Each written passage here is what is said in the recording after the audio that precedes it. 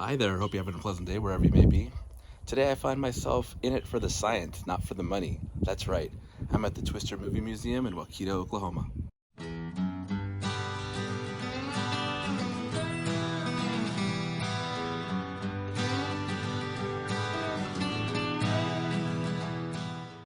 The Twister Movie Museum is located in Wakita, Oklahoma, which is a couple hours from Wichita, Kansas. That's probably the biggest town.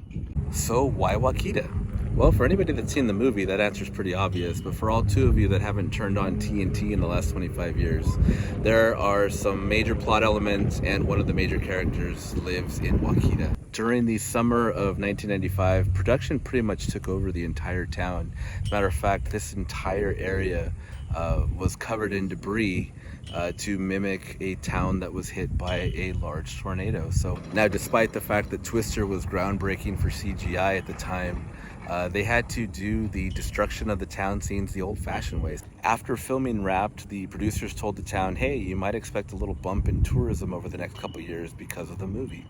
So the town decided, hey, you know what, let's convert the headquarters for the movie, because it's an empty spot now, let's turn that into a little makeshift museum. And the producers actually donated some memorabilia, some pictures, and things that they could put in that museum. And that was just kind of how it started, its humble beginnings. Now that couple year bump in tourism has lasted nearly 30. The movie came out in 96 and the museum shortly after, and they've had steady visitation ever since then. Some of the artifacts that you see in the museum are the debris that the production team just said, hey, you know what, do you guys need anything here? Do you want to keep anything? Because we don't need it anymore. So that's some of what you see in the museum. Inside, there's just a huge collection of like behind the scenes photos, headshots with signatures from the cast, pictures of the cast like just hanging out with people in the town.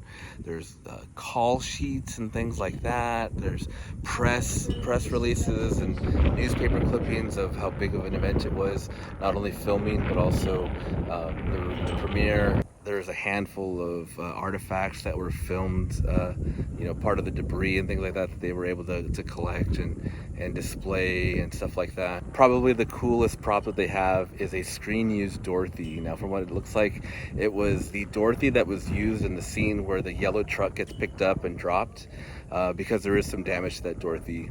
But it was screen used. How cool is that? What's also kind of cool is that there's also a bunch of t-shirts that various Storm Chaser groups have gifted to the museum, and they're all hung up on the wall of just different groups over the years that they kind of make a pilgrimage out here.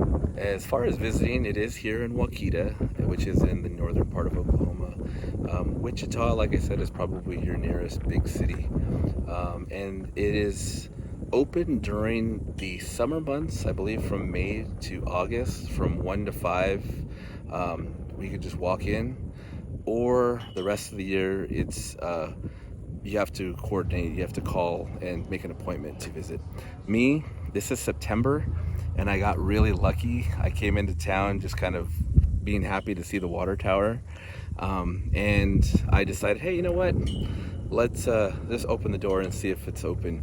And it was open. Now, once you're in there, the two ladies that run it are absolute sweethearts. They were very eager to talk about living in the town at the time, and all the different experiences that they had, all the things they saw, the people they met, and they were just really, really nice people that had a lot to share about the movie Twister. And pretty much immediately they were quick to want to throw on the lights for Dorothy, which I thought was really cool. So I got to see Dorothy flashing like as if we're going to try to put it in the path of a storm there. And then there's a little behind the scenes footage that I'm guessing probably a local took with a camcorder, because it does have a little bit of that 1995 graininess to it. But that was cool just to see some video and things like that. Now, this one is a little bit out in the middle of nowhere, and that's actually why they chose this location to film.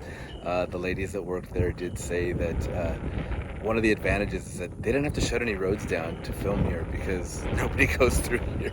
So keep that in mind when you're trying to make your way out this way. They have a guest book that you can sign, and even if you want, you could put a pin from where you're from, and you can see the map. It's got pins from all over the world there. That's really cool. They have some souvenirs if you want to commemorate your visit here, which I of course bought a shirt. But yeah, overall, really cool experience. The ladies, like I said, that worked there were super nice, super friendly, very quick to just talk about everything and anything related to the town, the movie, anything like that. So very, very cool experience. Wakita is a sleepy little burg, and if you're coming to visit, it's Fort Twister, and they seem to embrace that. There's a couple spots in town, mainly over there by where they put Aunt Meg's house. But there's a couple of these little posts here that have pictures from the production of kind of what that area looked like. So they know people are coming here for this. Here's what's left of Aunt Meg's house. It was built just for the movie, from what I understand. So part of why I got lucky that the museum was open today, it being September, and normally it's by appointment only this late in the year, is I guess tomorrow a couple of storm chasers are going to get married underneath the water tower. So they're expecting a group of storm chasers to come and celebrate that. And then on Saturday, I guess, is their founders event, and they're going to have a little parade, and they're expecting anywhere from 500 to 1,000 people to come celebrate that. So the women that run the museum are also active in that stuff. So they just happen to be in there working. And yeah. And then, of course, in addition to all the set photos and things like that, there are a few things dedicated to the late, great Bill Paxton's passing several years ago. So by all accounts, even from the ladies in there, they said he was a sweetheart. He was super nice. And not to say that any, like the rest of the cast wasn't, but he was just that extra level.